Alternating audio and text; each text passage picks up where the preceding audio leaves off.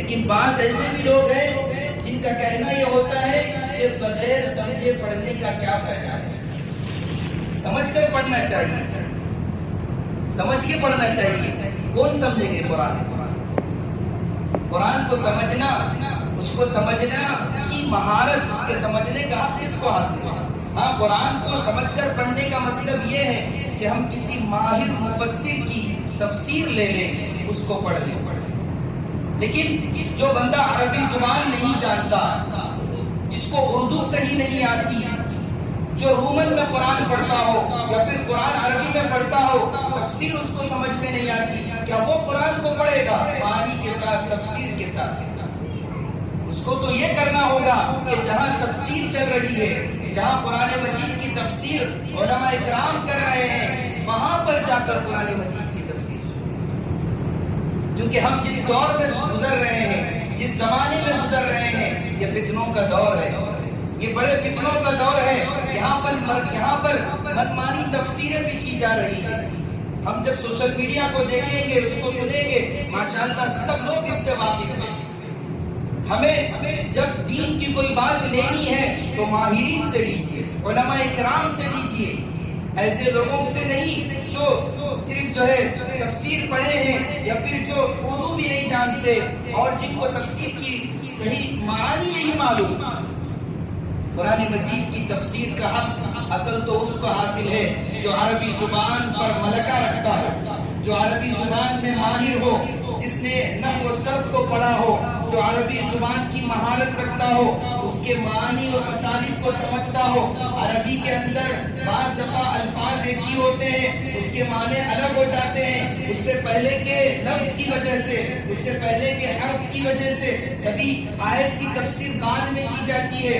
تو سب سے پہلے تفسیر کا حق تو اس کو حاصل ہے جو عربی زبان میں ملکہ رکھتا ہو۔ اور صرف عربی زبان میں مہارت کافی نہیں ہے، چونکہ یہ چیزیں چل رہی ہے، آج کل یہ بہت چل رہا ہے، اور اس رمضان میں تو میں نے بہت سنا ہے کہ صرف قرآن کو بغیر سمجھے سننے کا کیا فائدہ ہے، جبکہ میرے اور آپ کے نبی جناب محمد رسول اللہ صلی اللہ علیہ وسلم نے فرمایا کہ قرآن مجید کو سننے سے ایک حرف پر 10 نیکیاں ملتی ہیں۔ جیسے الحمد ہے، یہ 5 حرف ہے تو 50 نیکیاں ملیں گی۔ میں اس سے انکار نہیں کر رہا ہوں کہ قرآن مجید کو اس کے تدبر کرنا چاہیے، تفکر کرنا چاہیے، اس کی تفسیر پڑھنا چاہیے، میں اس سے انکار نہیں کر رہا ہوں، ضرور پڑھنا چاہیے، لیکن اس کا حق کس کو حاصل ہے کہ جو تفسیر کس سے پڑھے ہیں؟ ایسا نہیں کہ کوئی جن کا لباس کہیں ہے، جن کی ذہنیت کہیں ہے، وہ آ کے اگر بیٹھ گئے اور تفسیر کر رہے ہیں، ان کی تفسیر سن لیں گے۔ ایسا نہیں، ہمارے بزرگوں نے اس دین کو بچانے کے لیے بہت سی قربانیاں دی۔ تفسیر کا حق اس کو حاصل ہے جو عربی زبان میں مہارت رکھتا ہو۔ اور پھر دوسری چیز، احادیث کے ایک بڑے ذخیرے سے واقف ہو، اس کے سامنے پوری احادیث موجود ہو کہ نبی علیہ السلام نے جتنی حدیثیں، ہزاروں لاکھوں جتنی حدیثیں حضور نے بیان کی ہے، ان احادیث کا ایک بڑا ذخیرہ، بڑا حصہ اس کو معلوم ہے، کیونکہ قرآن کی تفسیر احادیث میں موجود ہے۔ اگر کوئی احادیث سے رشتہ کٹ کرے گا اور ڈائریکٹ قرآن سننے کی کوشش کرے گا تو یہ گمراہ کر دے گا۔ اور صرف یہی نہیں، احادیث کو جن ہستیوں نے سنا ہے، میرے نبی کے اقوال کو کس نے سنا ہے؟ حضرات صحابہ کرام رضوان اللہ تعالی علیہم اجمعین نے سنا ہے۔ تو پھر ان کی زندگیوں سے بھی واقف ہونا پڑے گا تفسیر کے۔ جو علماء کرام تفسیر کرتے ہیں، جیسے ابھی سورہ قدر میں نے آپ کے سامنے پڑھی ہے، اس کی تفسیر، اس کا ترجمہ میں آپ کے سامنے کر رہا ہوں، یہ میں اپنی طرف سے نہیں کر رہا ہوں، ماہرین کی تفاسیر کو پڑھنا ہوگا کہ کس لفظ کا ترجمہ کب کیا ہوگا۔ عربی زبان کے ایک لفظ سے کئی معنی ہوتے ہیں، اور الگ الگ ملکوں کی عربی الگ الگ ہوتی ہے۔ جانتے ہیں جو لوگ گئے ہیں عرب ممالک کو، مکہ مکرمہ کی عربی الگ ہے، مصر کی عربی الگ ہے، قرآن کی عربی الگ ہے۔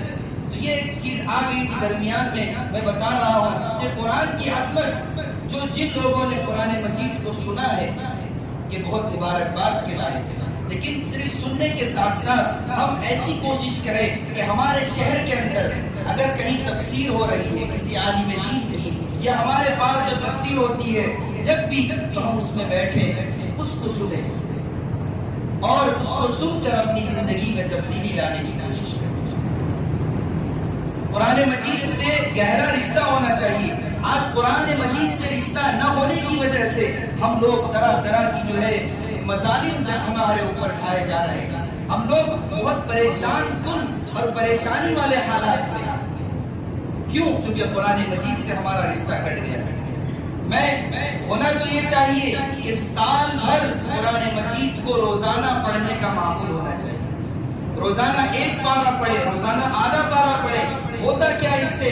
جب قرآن مجید پڑھیں گے تو ہمارے جسم کی جو اندر جو روح ہے اس کو غذا ملے گی. جب روح کو غذا ملے گی تو دماغ ٹھنڈا ہوگا, دل کو سکون ملے گا, کاموں میں آسانی ہوگی. میں آپ کو بتاؤں ہمارے اکابرین, ہمارے اسلاف, ہماری جو بڑی بڑی ہستیاں گزری ہے آج ان کے نام زندہ کیوں ہے؟ کیوں زندہ ہے ان کے نام؟ جائیں ان کی سیرت کو پڑھیں, ان کی تاریخ کو پڑھیں, ان کی زندگیوں کو پڑھیں. ہم لوگ امام اعظم ابو حنیفہ رحمۃ اللہ علیہ کی تقلید کرتے ہیں جو ہمارے امام ہیں. ہم حنفی ہیں. امام اعظم ابو حنیفہ رحمۃ اللہ علیہ کو قرآن مجید سے ایسی محبت تھی اور رمضان میں قرآن پڑھنے کا ایسا معمول تھا کہ روزانہ دن اور رات میں ایک ایک قرآن مکمل کرتے. دن میں ایک قرآن اور رات میں ایک قرآن مکمل کرتے. یہاں حفاظ کرام بیٹھے ہوئے ہیں, میں غلط نہیں کہوں گا اگر کوئی بندہ قرآن مجید کو پڑھنا شروع کرے 8 گھنٹے 8.5 گھنٹے میں وہ پورا قرآن پڑھ سکتا ہے. حافظ اگر ہے 20 منٹ, ایک حافظ جو اچھا ہوتا ہے وہ 20 منٹ میں ایک پارہ پڑھ لیتا ہے. بعض حفاظ ماشاءاللہ 17 منٹ اور 15 منٹ میں بھی پڑھ لیتے ہیں. اور وہ الفاظ بھی نہیں کرتے کیونکہ وہ اس کی مشق کیے ہوئے ہوتے ہیں اور مدرسوں میں نظام چلتا ہے. تو امام اعظم ابو حنیفہ رحمۃ اللہ علیہ اتنے بڑے امام جو آج تک جن کا نام زندہ ہے, اس کی وجہ یہ ہے کہ صبح میں دن بھر میں ایک قرآن اور رات بھر میں ایک قرآن اور تراویح میں 3 پارے. تو اس طرح 60 قرآن دنوں رات میں ہو گئے اور تراویح کے 3 پارے. اب جب 3 پاروں کی بات آئی تو میرے ذہن میں ایک بات اور آئی. وہ بات یہ ہے کہ ہمارے بعض لوگ یہ سمجھتے ہیں کہ 3 پارے 5 پارے 10 پارے یہ غلط ہے. یہ کب غلط ہے یہ بھی سمجھنے کی چیز ہے, کیونکہ ہمارے اسلاف نے, ہمارے اکابرین نے اس پر عمل کیا ہے. یہ کب غلط ہے؟ غلط اس وقت ہے جب پڑھنے والا غلط پڑھ رہا ہو. غلط اس وقت ہے جب سننے والے رکوع میں آ رہے ہیں. غلط اس وقت ہے جب ایسا تو نہیں ہے. آپ دیکھیے ہمارے اکابرین کی زندگی, کھڑے ہوئے ہیں 2 رکعت نماز پڑھانے کے لیے. ایک قاری صاحب ملنے آئے جو اچھا قرآن پڑھتے تھے ایک اللہ والوں کے پاس. انہوں نے کہا کہ بھائی باتیں وغیرہ چھوڑ دیجیے, چلیے نماز پڑھائیے. قاری صاحب بھی ایسے تھے, 2 رکعت پڑھائے, انہوں نے 21 پارے پڑھے اور پیچھے مصلی بڑے ذوق اور شوق کے ساتھ کھڑے. کیونکہ مسئلہ مصلیوں کا ہے. جہاں پر قرآن مجید میں 3 پارے ہو رہے ہیں یا 5 پارے ہو رہے ہو, اگر پڑھنے والا صاف پڑھ رہا ہے اور سننے والے صحیح جو ہے سن رہے ہیں, یہ غلط نہیں ہے یہ. اور اچھا, جو لوگ اس پہ تنقید کرتے سوا پارے کی کیونکہ پابندی ہوگی, جو لوگ سوا پارے کی پابندی کرنے کی بات کرتے ہیں, نہیں 5 پارے بہت مشکل ہے, 3 پارے بہت مشکل ہے, پر سوا پارے کا ارادہ کرا, کتنے دن پابندی ہوگی سوا پارے کی؟ میں اس کا انکار نہیں کروں, سوا پارے کی بھی اپنی اہمیت ہے, جس کی جو سہولت ہو. تو یہ چیزیں ہیں جو قرآن مجید کو جو چیز اچھا پڑھی جائے, میں قدر کی نگاہ سے دیکھیں گے سوا پارہ بھی پڑھا جائے, 3 پارے بھی پڑھے جائے, لیکن شرط یہ ہے کہ سب چیزیں اچھی ہیں. سوا پارے میں بھی صحیح قرآن سنایا جائے, 3 پارے میں بھی صحیح قرآن سنایا جائے اور صحیح سنا جائے, 5 پارے میں بھی صحیح قرآن پڑھا جائے, صحیح سنا جائے. کیونکہ ہمارا تنقیدی مزاج ہے. اور یہ غلط کب ہے 3 پارے 5 پارے؟ غلط اس وقت ہے کہ جب ہمارے نوجوان 5 دن کے بعد تراویح کی چھٹی کرتے ہیں. یہ غلط کب ہے؟ جب 10 دن کے بعد تراویح کی چھٹی کرتے ہیں, تب غلط ہے. پڑھانے والے کی غلطی نہیں ہے, انتظام کرنے والے سہولت کے لیے انتظام کرتے ہیں. ایک ایک قرآن مکمل سن لیں گے، اس کے بعد جہاں سہولت ہوگی چلے جائیں گے، پڑھ لیں گے، کبھی سفر میں ہوں گے، کبھی بیمار ہوں گے، اپنی سہولت سے پڑھ لیں گے، یہ قرآن تو مکمل ہو جائے گا۔ لیکن اگر آپ لوگوں سے جب بولے کہ میں تراویح میں نہیں دکھے، نہیں میری تصدیق کیوں ہوئی تراویح میں پڑھ لیا تھا میں، یہ غلط ہے، یہ غلطیاں ہمارے پاس ہے، ہمارے معاشرے میں، اور ہم لوگ جن کو ہے بچائے اس کے دوسروں پر تنقید کریں۔ تو صفا پانے کا جن لوگوں نے پابندی کی ہے، ماشاءاللہ بہت مبارکباد دلائے، اور وہ لوگ چونکہ انہوں نے یہ چاہا کہ قرآن کو ہم ٹھہر ٹھہر کے سنیں گے، اور ہماری جو طاقت ہے اس کے حساب سے ہم سنیں گے۔ اور آپ کو بتا دوں کہ صفا پائے میں حافظ صاحب کو پریشانی کیوں ہوتی کہ حافظ صاحب کی لہن بنتے رہتی رکو آ جاتا، کیونکہ یہ بھی بڑی قربانی ہے کہ تراویح کے اندر صفا پارہ تو پڑھانا ہے، 20 رکعت میں ایک پارہ کور کرنا۔ حافظ صاحب تو ایسے رہتے کہ ایک پارہ ایک رکعت میں پڑھ سکتے ہیں، لیکن آپ لوگوں کی سہولت کے لیے اس کو 20 رکعت میں تقسیم کرتے ہیں، اور جب مزہ آتا ہے پڑھنے میں اب پھر خیال آتا ہے کہ رکوع کر لیں گے کیونکہ 20 رکعت میں اس کو پورا کرنا ہے، یہ بھی اپنی الگ قربانی۔ تو ہر چیز کو ہم دیکھیں، اس کے فائدے کو دیکھیں۔ مسئلہ یہ ہے ہمارا تنقیدی مزاج ہے کہ وہ وہاں وہ اتنے پاروں کا انتظام کرے، یہاں اتنا ہے، وہ اتنا ہے، ایسا نہیں۔ ہم کیا کرتے ہیں، یہ چیزیں عام ہیں، آپ اپنے اوپر نہ لیں، بلکہ عام سوسائٹی کی جو بات ہوئے تو میں آپ کے سامنے رکھ رہا ہوں کہ شہر کے اندر بھی 5 پارے 10 پارے ہوتے ہیں اور 3 پارے بھی ہوتے ہیں، تو لوگ اس کے بعد چھٹی کر دیتے ہیں، تو یہ غلط ہے۔ یہ ہمارے اسلاف نے، خود امام اعظم ابو حنیفہ رحمۃ اللہ علیہ کا معقول میں آپ کو بتا رہا ہوں، 3 پارے پڑھا ہے، اور اس کے بعد ہمارے اسلاف نے کہا کہ 3 پاروں کی ہمیں اجازت دی، اور کہا کہ جو تاجر لوگ ہیں ان کے لیے سہولت ہو جائے۔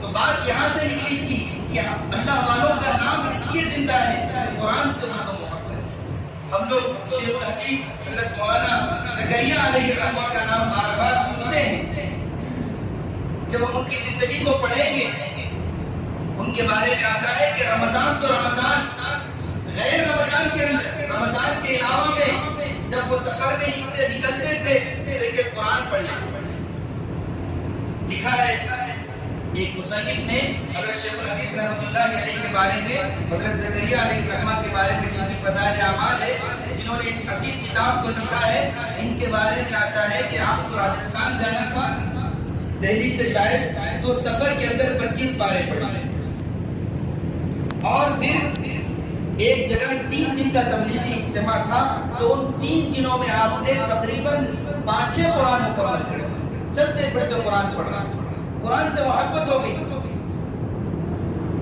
یہ ہمارے اسلاف، چونکہ یہ لوگ جانتے تھے کہ رمضان اور قرآن کا گہرا رشتہ ہے، اور پھر رمضان ہر زندگی میں کیونکہ زبان میں جو تاثیر آتی ہے وہ قرآن کی تلاوت سے آتی ہے۔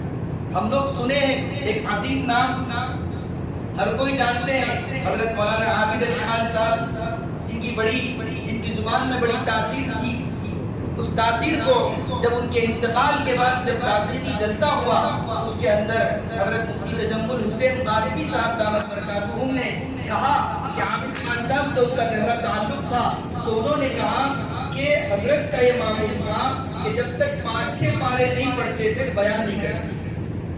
اگر معلوم ہے کہ جیسے کہ تانڈور میں اجتماع کرنا ہے تو وہ 5-6 پارے پڑھتے ہوئے آتے تھے، جب بیٹھتے تھے تو پھر زبان سے وہ الفاظ نکلتے تھے جو دلوں پر اثر کرتے تھے، لوگ اپنے جان و مال کی قربانی کے لیے تیار ہو جاتے۔ مصر کے اندر ایک عالم تھے جن کے بارے میں آتا ہے کہ وہ روزانہ 10 پارے پڑھتے تھے، اور جب وہ 10 پارے پڑھتے تھے اور بڑے بڑے مجمع کو خطاب کرتے تھے، تو جب آ کر وہ صرف اللہ کہتے تھے تو سب لوگ رونا شروع کر دیتے۔ تو یہ قرآن مجید سے زبان میں تاثیر آتی ہے، زندگیوں میں تاثیر آتی ہے، زندگیاں تبدیل ہوتی ہے۔ تو قرآن کو تو سمجھ کر پڑھنا ہے، سمجھ کر اس پر ہم عمل کر رہے ہیں، نماز بھی پڑھ رہے ہیں، روزہ بھی رکھ رہے ہیں۔ روزے کا حکم کہاں ملا قرآن؟ نماز کا حکم کہاں دیا گیا قرآن میں؟ نکاح اور زنا میں فرق قرآن کے ذریعے ہم کرتے ہیں، طلاق کے مسائل قرآن کے ذریعے ہمیں معلوم ہے، جتنا ہمیں معلوم ہونا تھا معلوم ہو رہا ہے، معلوم ہے، لیکن قرآن کے پڑھنے کا مزاج ہونا چاہیے۔ ایک زمانہ گزرا ہے مسلمانوں کے گھرانوں کا کہ صبح میں ناشتہ اس وقت تک بچوں کو نہیں ملتا تھا جب تک قرآن مجید کے دور ختم نہیں ہو جاتے۔ ایسی بڑی ہستیاں گزری ہیں. جب ہمارے گھروں سے قرآن کی تلاوت کا مزاج ختم ہوا تو دیکھیے کیا حالات ہمارے ساتھ ہو رہے ہیں، کن حالات سے ہمیں گزرنا پڑ رہا ہے. کیونکہ ہم لوگوں نے یا تو علماء کی مجلسوں کو چھوڑ دیا یا پھر صحیح دین کو سمجھ نہیں رہے ہیں. اب ہم لوگوں کے پاس ایک موبائل آ گیا ہے، اس کے ذریعے ہم سمجھ رہے ہیں، اس کو ہم اپنا مقتدا بنائے ہوئے ہیں، وہ مطبوع ہو گیا ہے، ہم تابع ہو گئے ہیں. اس کی وجہ سے قرآن سے دوری ہو گئی. کوئی چیز معلوم کرنا ہے تو ہم سرچ کر رہے ہیں، معلوم ہو جا رہی. ٹھیک ہے، اگر اچھی معلومات حاصل ہو رہی ہے اچھی بات ہے، لیکن عمل کا کتنا مزاج ہمارے اندر ہے، تبدیلی کتنی ہمارے اندر ہے، اس کو ہم ہماری زندگیوں میں رکھیں. دیکھیے کیسے حالات سے ہم گزر رہے ہیں، کیا حالات ہمارے ساتھ ہو رہے ہیں. ہمیں اس سے باخبر ہونے کی ضرورت ہے. ارتداد کا فتنہ، اس کے بارے میں فتویٰ کی گئی کہ کیسی ہماری بچیاں مرتد ہو رہی ہے، کیسے وہ اسلام چھوڑنے کے لیے تیار ہو رہی ہے. جبکہ ہم مکہ مکرمہ کی اس زندگی کو دیکھیں گے جب حضرت بلال حبشی کو کالے کلوٹے تھے رنگ کے اعتبار سے، لیکن ان کا مقام بہت بلند تھا. اسلام کے سب سے پہلے مؤذن حضرت بلال، جب آپ نے اذان دی تو حضور نے ان الفاظ کو جو ہے آپ اس اذان کا حصہ بنایا. حضرت بلال حبشی رضی اللہ تعالی عنہ جب اسلام قبول کرتے ہیں، لیکن کیا بات ہے کہ وہ اسلام پر ایسے مضبوطی سے قائم ہو جاتے ہیں کہ مکہ مکرمہ کی ریتیلی زمین پر ان کو گھسیٹا جاتا ہے، ان کو مارا جاتا ہے، لیکن وہ اسلام چھوڑنے کے لیے تیار نہیں ہے. ایک مسلمان جب ایک انسان جب مسلمان بنتا ہے اور اس ماحول میں جب اسلام لانا، قبیلے کو چھوڑ دینا، بھائیوں کو چھوڑ دینا، کتنی قربانی تھی. ایک شخص کا اسلام لانا اس کے دل پر کیا گزرتی تھی کہ اس کے ماں باپ سے وہ دور ہو جاتا، بھائیوں سے دور ہو جاتا. ختم کرنا ہے تو آج سے یہ عہد کر لیجئے کہ ہم روزانہ کچھ نہ کچھ قرآن مجید کی تلاوت کریں، تجوید سے کریں گے، سیکھیں گے تجوید. اور جو قرآن مجید سکھانے والے ہیں، جو قرآن مجید پڑھنے والے ہیں، ان کو قدر کی نگاہ سے دیکھیں. بعض دفعہ علماء کو قدر کی نگاہ سے دیکھنے کی برکت سے اللہ ان کے گھروں کے اندر علماء پیدا کرتا ہے. یہ کئی تجربے کی بات ہے کہ بہت سے لوگ جو علماء کی خدمت میں رہے ہیں، جو علماء کو قدر کی نگاہ سے دیکھے ہیں، ان کے بچے علماء بنے ہیں، ان کے بچے حفاظ بنے ہیں، ان کے بچے جو ہے دین کا کام کر رہے ہیں. تو قرآن مجید سے بھی محبت، قرآن والوں سے بھی محبت، اور جہاں قرآن پڑھایا جا رہا ہے اس سے بھی ہمیں سچی پکی محبت ہونا چاہیے اور عشق ہونا چاہیے. محبت کا جو اعلیٰ درجہ ہم پیش کرتے ہیں وہ عشق ہونا چاہیے. عشق میں آدمی جو ہے ہر چیز کو جو ہے اس کے سامنے کچھ نظر نہیں آتا ہے. تو قرآن مجید سے عشق ہونا چاہیے، قرآن مجید سے سچی پکی محبت ہونی چاہیے. ہر انسان پر یہ ضروری ہے، ہر ایمان والے پر یہ چیز ضروری ہے کہ وہ قرآن مجید کو پڑھے. جتنا اس سے ہو سکتا ہے اس کو پڑھنے کی کوشش کرے. تو آج کی عظیم رات جس میں اللہ نے قرآن مجید کو اتارا ہے، تو یہ آج کی رات کی بھی فضیلت ہم لوگ حاصل کرنے کی کوشش کر رہے ہیں، اور ساتھ ہی ساتھ قرآن مجید کی بھی تکمیل ہوئی ہے. یہ بھی ہمارے لیے بڑی سعادت کا موقع ہے. اور نبی رحمت صلی اللہ علیہ وسلم نے فرمایا، من قام ليلة القدر ایمانا واحتسابا غفر له ما تقدم من ذنبه. کہ جو رمضان المبارک کے اندر جو شب قدر ہے، لیلۃ القدر ہے، جو شب قدر میں ایمان اور اخلاص کے ساتھ ثواب کی امید کے ساتھ کھڑا رہے گا، قیام کرے گا، تراویح پڑھے گا، جو بھی اس سے ہو سکتا ہے نوافل پڑھے گا، تو اللہ تعالیٰ اس کے پچھلے تمام گناہ معاف کر دیں گے، پچھلے گناہ معاف ہو جائیں گے. لیکن اس کے اندر یہ چیز دیکھیں کہ اللہ ایسے گناہوں کو معاف کریں گے جو ہم اللہ کی نافرمانی کریں گے. لیکن اگر ہم مخلوق کے ساتھ کوئی مسئلہ ہے تو اس کو بھی حل کرنے کی ضرورت ہے. اگر ہم نے کسی کا حق دبایا ہے تو اس کو معاف کرنا ہوگا، ورنہ کل آخرت میں وہ پکڑ لے گا. تو ان راتوں کی فضیلت حاصل کرنے کے لیے اور ان مقدس گھڑیوں کی جو ہے فضیلتوں کو حاصل کرنے کے لیے پہلے یہ کام کر لے کہ اگر کسی سے ناراض ہے تو ان کی ناراضگی کو ختم کر لے. بھائی بھائی مل لے، بہن بہن مل لے، بھائی بہن مل لے، خاندان مل لیں، رشتے دار ایک ہو جائیں، تبھی یہ رات کی فضیلت حاصل ہو، دل بالکل صاف ہو۔ اسی لیے کہا گیا کہ قرآن اسلام نے تو جو ہے بخشش کے بہانے رکھے ہیں، لیکن اس کے لیے ضروری ہے کہ مخلوق سے ہمارا مسئلہ جو ہے خراب ہے۔ اگر بہن ناراض ہے تو اس کو راضی کر لیں، اور ماں باپ ناراض ہے تو ان کو راضی کر لیں۔ ماں باپ بڑی نعمت ہے، تو ایسی مقدس راتوں کے اندر چند ایسے لوگ ہیں جن کی مغفرت نہیں ہوتی ہے، جن کو ان راتوں کی فضیلت نہیں ملتی ہے۔ اس کو ہم لوگ بار بار سنتے ہیں، سننے کے بعد تھوڑی دیر ہمارے اندر یہ عمل کا مزاج یا پھر شوق پیدا ہوتا ہے، اس کے بعد پھر ختم ہو جاتا ہے۔ اگر کسی رشتے دار سے ہماری نہیں بنتی ہے، اس سے کم ملاقات کیجیے، لیکن اس سے سلام کلام رکھیے۔ ہوتا ہے بعض لوگوں کا مزاج ایسا ہوتا ہے کہ وہ ہمارے مزاج سے میل نہیں کھاتا، لیکن ہم جب ملے تو سلام کلام ہو، خیر خیریت ہو، دکھ درد میں شریک ہو، اچھے اور برے میں شریک رہے۔ اسی لیے کہا گیا کہ والدین کے جو نافرمان ہیں ایسے لوگوں کی مغفرت آج کی رات میں نہیں ہوگی، اور ایسے ہی شب برات کے بارے میں کہا گیا کہ ایسے لوگوں کی مغفرت آج کی رات میں نہیں ہوگی، شب برات میں نہیں ہوگی۔ والدین کے نافرمان اور رشتہ توڑنے والے، آج کل کیونکہ شہروں میں تو بہت بڑی عام چیز ہو گئی ہے کہ ملاقاتیں کم ہو گئی، بات چیت کم ہو گئی، تو یہ چیزیں ختم ہو، معاشرے کے اندر ہم ایسا ماحول بنائے کہ سب ایک دوسرے کے کام آئے، جس کی جتنی حیثیت ہوگی وہ اتنے اس اعتبار سے دوسرے کے کام آئے۔ کسی کو ہم مشورہ دے سکتے ہیں، تسلی دے سکتے ہیں، ہمارے جانے سے وہ خوش ہو جاتا ہے، ہمارے بات کرنے سے اس کو سکون مل جاتا ہے، تو اس کو بھی ہم اپنے سامنے رکھیں۔ اگر ہم پوری رمضان میں عبادتیں کریں، پوری جو ہے شب قدر کو پانے کی کوشش کریں، اور والدین ناراض ہے، بھائی کئی مہینوں سے بات نہیں کر رہا، بہن جو ہے روٹ کے چلی گئی، بہن کا حصہ دبا کے بیٹھے ہوئے ہیں، وراثت کا بہت بڑا مسئلہ ہے، بہت سے مسائل آتے ہیں دارالفتہ کے اندر، مفتیان کرام بیٹھ کر پریشان ہوتے ہیں کہ فلاں بھائی نے مجھے حصہ نہیں دیا، فلاں نے کہا کہ تمہارا جو حصہ تھا وہ شادی میں دے دیے، وہ ختم ہو گیا، یہ ہو گیا، وہ ہو گیا۔ بہنوں کو حصہ دے، وراثت میں ان کو جو اللہ نے حصہ دیا ہے، اللہ نے حصہ دیا ہے، اس حصے کو دے دے۔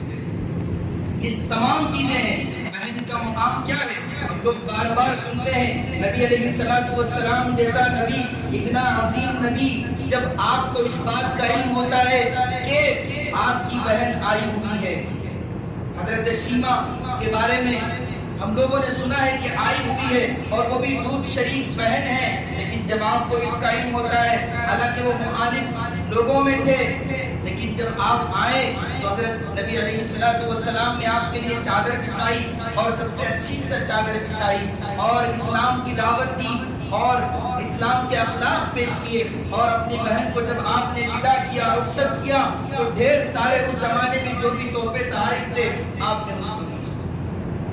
بہن کو بھائیوں سے بڑی آس ہوتی ہے، اس کی نرم گفتگو کی آس ہوتی ہے۔ ایک بہن کے لیے بہت مشکل ہوتا ہے کہ اپنے اس گھر کو چھوڑ کر چلا جانا جس میں اس نے بچپن گزارا ہے، جس کی ایک آواز پر باپ جو ہے اس کی ضرورتوں کو پوری کرنے کے لیے تیار ہو جاتا تھا، جس کی ناز و نخرے ہوتے تھے، لیکن وہ بہن جب چلی جاتی ہے تو اس کی بڑی قربانیاں ہوتی ہے۔ تو بہنوں کا مقام بتلایا گیا۔ تو اگر کسی کی بہن روٹھی ہوئی ہے، کسی نے کسی کے اپنی بہن کا حق دبایا ہے، تو اس کو بھی دینا چاہیے، اور اس سے رشتے جوڑنا چاہیے۔ حضور نے فرمایا سل من قطع، جو توڑے اس سے جڑو، جو توڑے اس کو جڑو، اس سے جڑو، اس کو اپنے پاس لے۔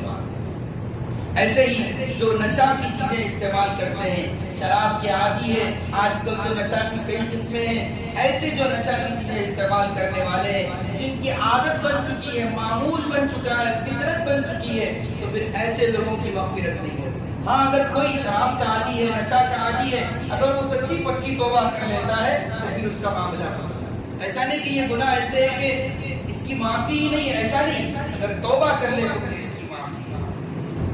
کسی کا حق نہ دبائے، پڑوسی کے ساتھ اس نے سلوک کرے۔ الحمدللہ ہم لوگ جو جمع ہیں، یہی ہمارا ایمانی رشتہ ہے جو قرآن نے بیان کیا ہے۔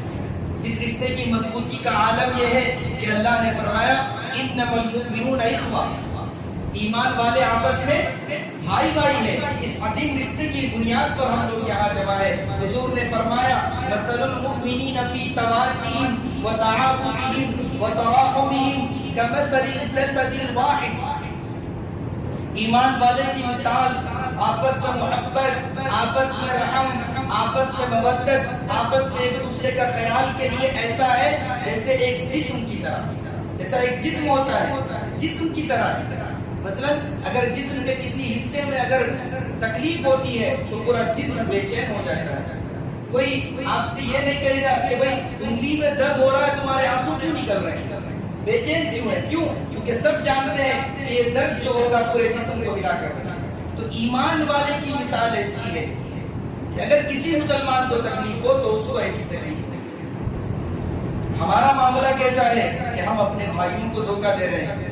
ہمارا معاملے سے مراد ہمارا معاشرہ ہے، ہم لوگ نہیں. ماشاءاللہ جو سامعین بیٹھے ہوئے ہیں یہ بہت ہی اچھے سامعین ہیں جن کو اللہ نے یہ توفیق دی کہ دین کی بات سنیں.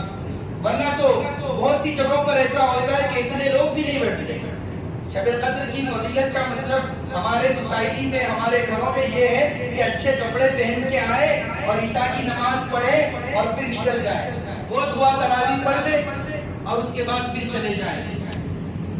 لیکن الحمدللہ یہاں جو مجمع بیٹھا ہے شروع سے اب تک ایسا ہی بیٹھا ہے. 1 گھنٹے کے قریب ہو گیا ہے الحمدللہ، 1 گھنٹے سے زائد غالباً ہو گیا ہے. الحمدللہ سب لوگ اطمینان سے بیٹھے ہوئے ہیں. یہ ایمانی رشتہ اور ایمان سے محبت کی یہ دلیل ہے کہ اللہ نے ہمیں یہ توفیق بخشی کہ ہم لوگ یہاں جمع ہو. تو قرآن مجید کے جو نزول ہوا ہے اس مہینے میں ہوا ہے، اور اس مہینے کو جو بندہ اچھی طرح گزارتا ہے تو پھر اس کے لیے 11 مہینے آسان ہو جاتے ہیں. اس مہینے میں ہم لوگوں نے روزہ رکھا، روزے میں صبر سکھایا گیا، روزے میں زبان کی حفاظت سکھائی گئی، نگاہوں کی حفاظت سکھائی گئی. روزے کے اندر کہا گیا کہ اگر کوئی لڑ رہا ہے جھگڑ رہا ہے تو اس سے کہو انا صائم، میں روزے سے ہوں، میں لڑوں گا نہیں، میں غلط نہیں بولوں گا. تو اس کا مطلب یہ ہے کہ سال بھر غلط نہیں بولنا ہے، سال بھر زبان سے کسی کو تکلیف نہیں ہونا ہے، کسی کو دھوکہ نہیں دینا ہے.